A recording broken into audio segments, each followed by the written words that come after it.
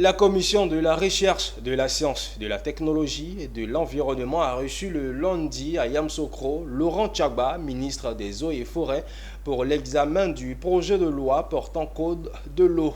Au cours de cette séance, le représentant du président de la République a partagé avec les sénateurs l'intérêt de ce nouveau test relatif à l'eau qui a été voté à l'unanimité par les membres de la commission. Charles Kouakou et Pierre Tebeu.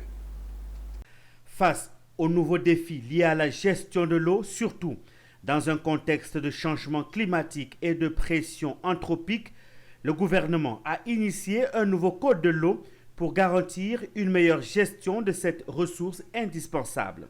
Ainsi, le présent projet de loi portant code de l'eau porté par Laurent Tchagba, ministre des Eaux et Forêts, pour examen, clarifie le cadre institutionnel de la gestion des ressources en eau en remplaçant l'expression « autorité chargée de l'eau » par « ministère chargé de l'eau », tout en lui conférant, en tant que gestionnaire, le pouvoir de recevoir les demandes et accorder des autorisations relatives à l'usage des ressources en eau. En 1998, on a tout fait pour avoir un code de l'eau. Mais lorsque, en 1998, on élaborait le code de l'eau, il y avait des contraintes qui n'existaient pas, telles que l'orpaillage clandestin n'existait pas en 1998.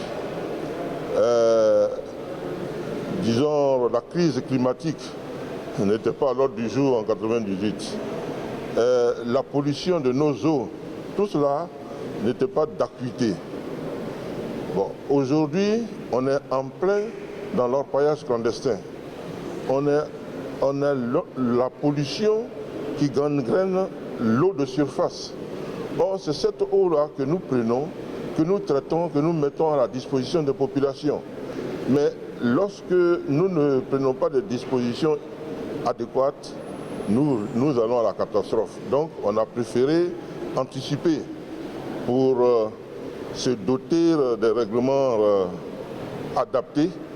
Et c'est pourquoi nous avons proposé au gouvernement, n'est-ce pas, de pouvoir modifier le code de l'eau de 1998 pour la rendre efficace et adaptée aux préoccupations actuelles. Au terme des échanges, le projet de loi portant code de l'eau a été adopté à l'unanimité des membres présents de la Commission de la recherche, de la science, de la technologie et de l'environnement.